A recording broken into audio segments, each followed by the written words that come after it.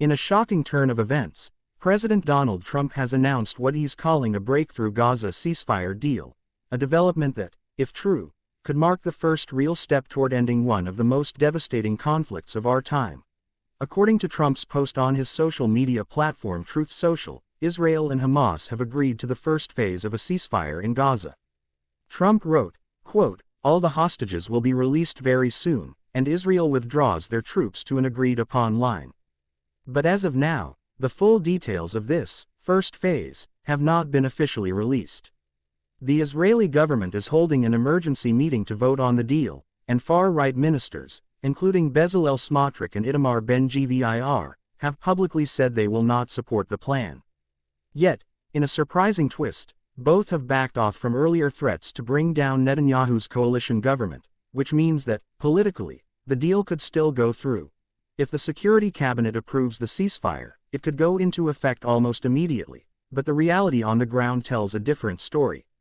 Even as political leaders debate over signatures and ceasefire lines, Israeli airstrikes have continued pounding Gaza. According to the Palestinian Health Ministry, Israeli attacks over the last 24 hours have killed at least 10 people, including 2 civilians who were simply searching for food. Nearly 50 others were injured. Despite the violence, hope has begun to flicker across Gaza. News of a ceasefire deal, spread only by word of mouth due to an ongoing internet and communications blackout, sent thousands of Palestinians into the streets in celebration. In scenes both heartbreaking and hopeful, families danced and prayed under shattered buildings, praying that the news they had heard was true. One survivor said, "I don't have a spoon or a fork in my house, only stones." Some lost their families, some lost everything. "We ask God for safety, and may peace prevail." While Gaza watches and waits, international reactions are beginning to ripple across the globe. In Spain, Parliament has approved a formal arms embargo against Israel, a permanent ban on selling weapons and military equipment. Meanwhile, across the Netherlands, protesters have taken to train stations in more than 20 cities, demanding their government cut all support for Israel. Just last weekend, over 250,000 demonstrators joined a massive Red Line protest against Israel's assault on Gaza, the largest anti-war demonstration in the Netherlands since the nuclear protests of the 1980s. Back in the United States, the political firestorm around President Trump continues to intensify. On Wednesday, Senate Republicans blocked a bipartisan resolution that would have limited Trump's authority to launch military strikes in the Caribbean. The resolution, co-sponsored by Democrats Adam Schiff and Tim Kaine, with support from Republican Rand Paul, aimed to rein in what critics call Trump's unchecked use of military power. Senator Tim Kaine warned, quote, "Letting a single individual take us to war based on a secret list that he won't even reveal to the public or to Congress sets a dangerous precedent." 60 major organizations, including Oxfam America and Human Rights First, sent a joint letter to Congress condemning recent U.S. strikes in the Caribbean. They warned that without action, the world could be headed toward a limitless war, with devastating humanitarian and geopolitical consequences. Meanwhile, Venezuelan President Nicolas Maduro claimed his government stopped what he called a false flag operation to bomb the U.S. embassy in Caracas, a claim Washington has not verified. As the world watches the Middle East and Latin America, the United States itself is facing its own crisis at home. The government shutdown has now entered its 9th day. The Senate has failed to pass 2 separate funding bills, and the IRS has furloughed nearly 34,000 workers, almost half of its staff.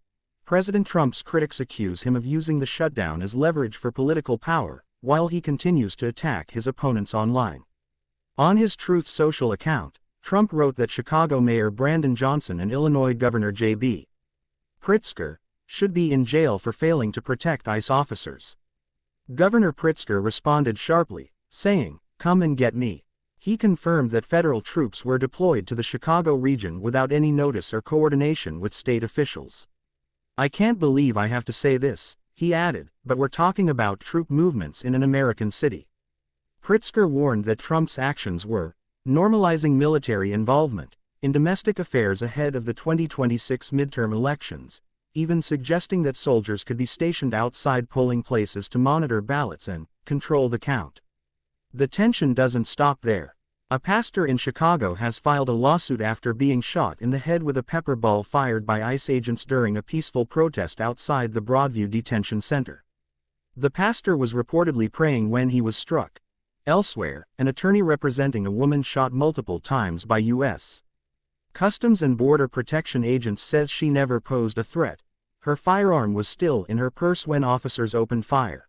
And yet, amid these escalating domestic clashes, President Trump hosted another controversial roundtable at the White House, this time targeting Antifa. On Wednesday, Trump met with far-right activists posing as independent journalists. His Homeland Security Secretary, Kristi Noem, compared Antifa to Mississippi 13, Hamas, Hezbollah, and even ISIS. This follows Trump's recent executive order officially designating Antifa as a domestic terrorist organization. Speaking at the event, Trump said, "The epidemic of left-wing violence and Antifa-inspired terror has been escalating for nearly a decade. These agitators are paid. We're going to be very threatening to them, more threatening than they ever were to us." The comment sparked outrage across the academic world, particularly after Rutgers University professor and author Mark Bray announced that his family is leaving the U.S. after receiving multiple death threats. Bray, who teaches anti-fascism and terrorism studies, said he's been targeted by a campus conservative group calling him Drive Antifa. In an interview, Bray warned that the U.S. is moving in an authoritarian direction, and that attacks on education and academic freedom are becoming a central part of that shift. The political tension deepened further as former FBI Director James Comey appeared in federal court in Virginia, pleading not guilty to charges of lying to Congress. His defense attorney called it a retaliatory prosecution, directed by President Trump himself. At the same time, The Washington Post reports that nearly one-quarter of the FBI's agents are now focused on immigration enforcement, pulling manpower away from investigations into cybercrime, terrorism, and drug trafficking. Adding to the controversy, Apple has quietly removed the popular app, De-icer, a tool used by immigrant communities to track ICE activity. Activists say the removal shields federal agents from public accountability and represents a dangerous new interpretation of Apple's hate speech policy. In Tennessee, State Representative Justin Pearson, one of the so-called Tennessee Three, expelled by Republicans for joining a gun control protest, has announced a primary challenge against Democratic Congressman Steve Cohen. Pearson's campaign centers on gun violence, poverty, and community empowerment. In his announcement, he said, "The number one killer of children in our communities is not cancer or car accidents, it's bullets."